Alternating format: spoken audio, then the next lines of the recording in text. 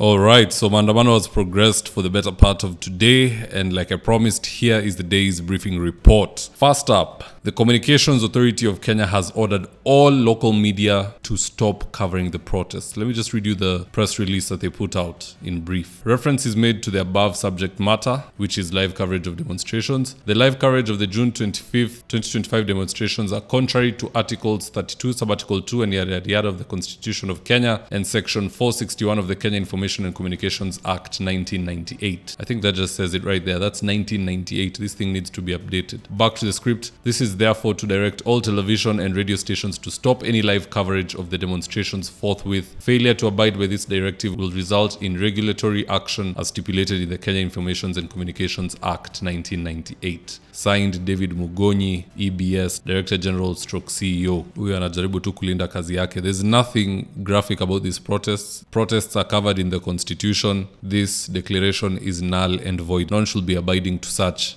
archaic laws that are contrary to the Constitution. And I'm glad none of the media houses has followed this directive. In fact, I saw on NTV one female officer being clobbered by people. I'm not for it, to be honest, but it is the media's job to report. If there are goons in protest, we want to see those goons. If there are rogue police officers in protest, we want to see those rogue police officers. Let nothing be hidden. All that happens in broad daylight should be recorded and shared widely so that we can see exactly what's going on in our country. It's the only way to cure what ails us. Number 2, of the presidential hopefuls, only one capitalized greatly on this day, and that is Sir David Maraga. Here he is arriving to the scene.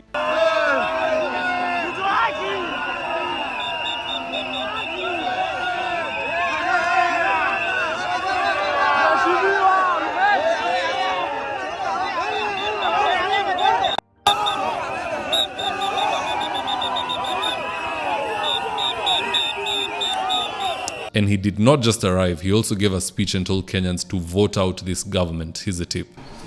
This we need to change, and change constitutionally. How do we change that constitutionally? The appeal is to all Kenyans to vote this government out so that we come back and reset the country to communism, where the police will work here.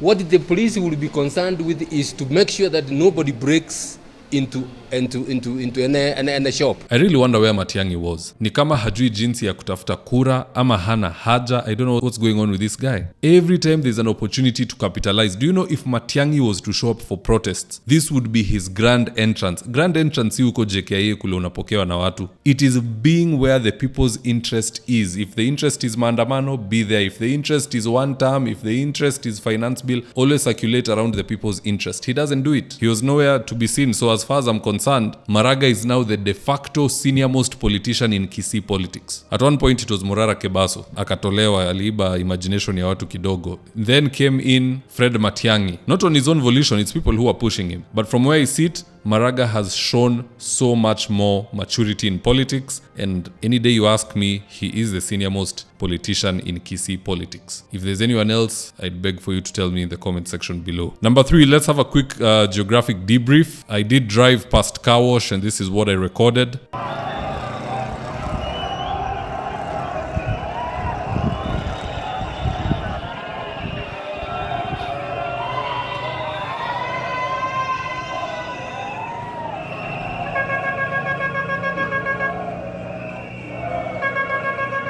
Hiyo ndo hali ya maandamano on Thika Road.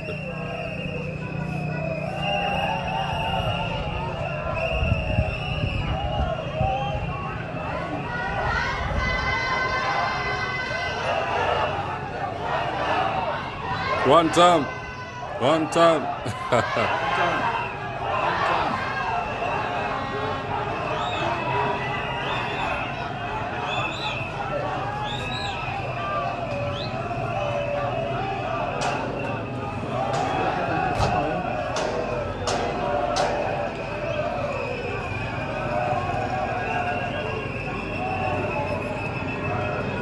I also managed to make it past Witethia. Here's the scenes that I saw.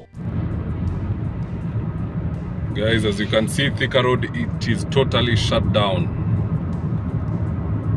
Other than me and the few vehicles behind me. Sijui watu wengine wako wapi. Right now I'm coming from Thika. headed to Ruiru.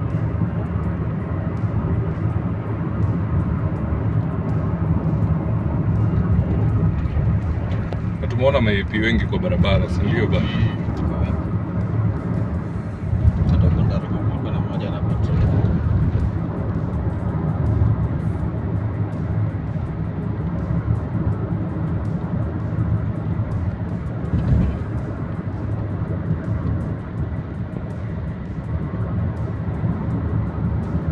Yaani mpaka kuna mtu wa Nduthi anaenda wrong side. Jo kuna mtu anamchallenge pale mbele. The road is empty. Mpaka ile side umeona wanaenda wrong side. Hata ile anakuja hivi. Lala.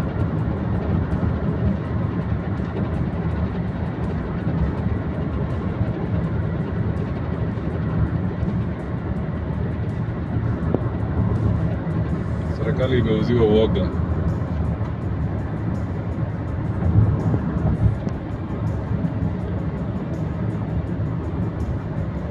So that is the state. There's nobody out here. Now I've also seen other videos from other people. Here's Kiambu Road.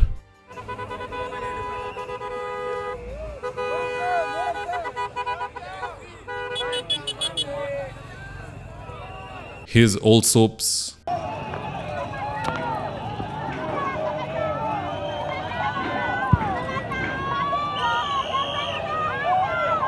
What the fuck?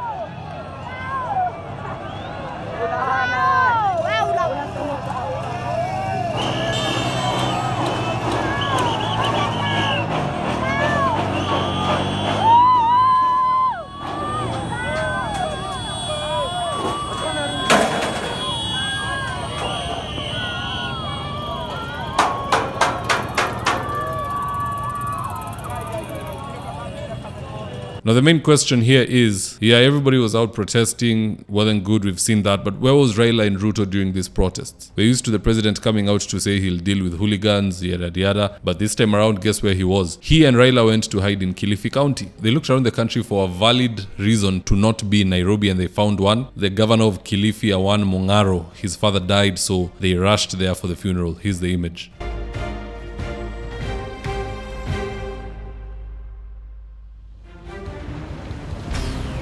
The truth is, waliuziwa uoga na wananchi and they went to hide in Kilifi County. But hey, to each his own. That is exactly how the day progressed today. Now in the follow-up video to this, I will let you know the top 4 lessons for William Ruto after this maandamano. That's the video I'll be touching on after this. Now having said that, if you're here for the first time, please go on and hit the subscribe button. And if you're watching for a different platform, just head on over to YouTube, search for David Wafula, hit the subscribe button. You're going to be getting a ton of content of this nature. If politics is something you're passionate about, this is definitely the one channel that you really need to subscribe to. Alright guys, adios.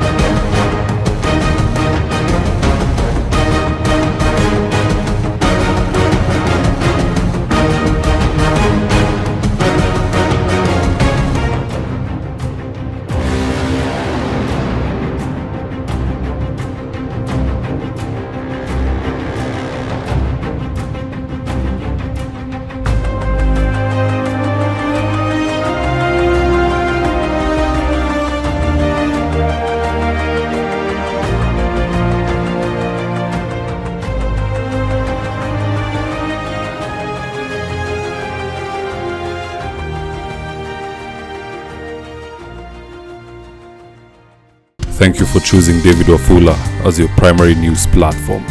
We put countless hours in research, recording, and editing. By showing up each and every day to watch our videos, you encourage us to generate more videos for the viewers.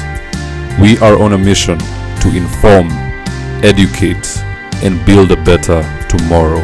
To our thousands of followers in a world full of presidents, kings, and queens, you are the real gem. Adios.